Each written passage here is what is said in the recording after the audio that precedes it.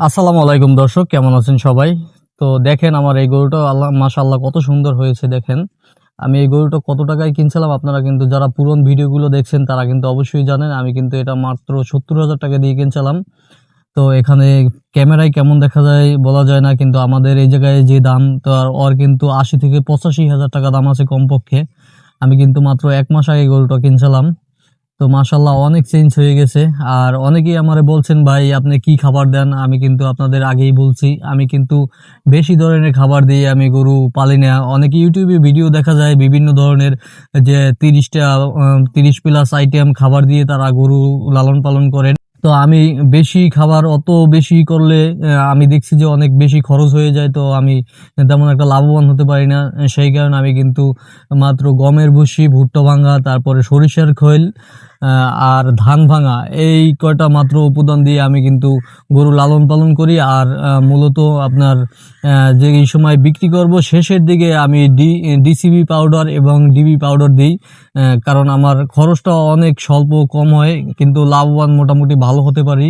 আমার নিজের দিকে যেই অভিজ্ঞতা থেকে বলছি। আর আপনাদের যদি মনে চায় আপনার যে আপনি ৩০ প্লাস না আরো বেশি দিয়ে তৈরি করেন, সমস্যা নাই। আপনি যেভাবে লাভবান হতে পারবেন আপনি পারেন।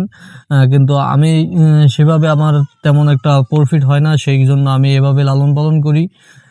দেখেন মাশাআল্লাহ আমার এই গরুটা যে সময় ১ম আনছিলাম একেবারে কিন্তু হাড্ডি কিন্তু বাইর করা ছিল। এখন কিন্তু মাশাআল্লাহ অনেকটাই চেঞ্জ হয়ে গেছে।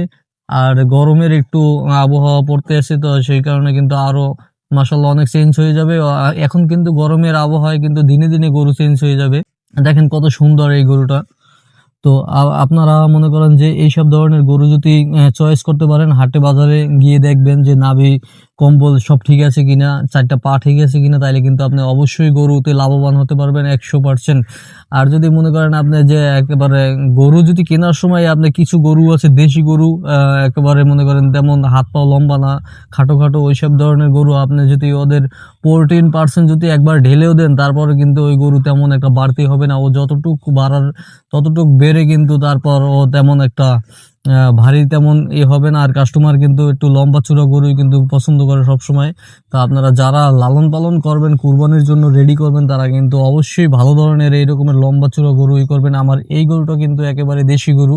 তো এটাও কিন্তু লম্বা চূড়া দেখেই কিন্তু আমি বাছুরটা কিনছিলাম। এটা কিন্তু একবার ছোট বাছুর কিনছিলাম আমি। তো এখন কিন্তু মাশাআল্লাহ অনেক ভালোই। আর আমি তো প্রত্যেকটা ভিডিওতে সবসময় বলে থাকি আপনাদের যে আমাদের এই জায়গায় ষাঁড় গরুর অনেক চাহিদা। সেইজন্য কিন্তু আমি ষাঁড় গরুগুলো কিনি। আর ষাঁড় গরুর দামও বেশি থাকে। এটা ৭০,০০০ কিনছিলাম। আর ওই যে ছোট গরুটা কালো ওটা দেখছেন, ওটা কিন্তু ৪৮,০০০ টাকা দিয়ে কিনছিলাম।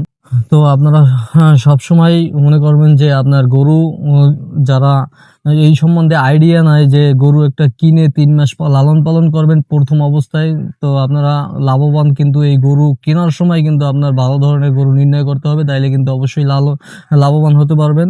তো সেইজন্য সবাইকে বলবো অবশ্যই আপনি কেনার সময় ভালো ধরনের একটা গরু নির্বাচন করবেন, তাতে কিন্তু আপনি অবশ্যই লাভবান হতে পারবেন ইনশাআল্লাহ। ধন্যবাদ সবাইকে, ভালো থাকবেন। আসসালামু আলাইকুম।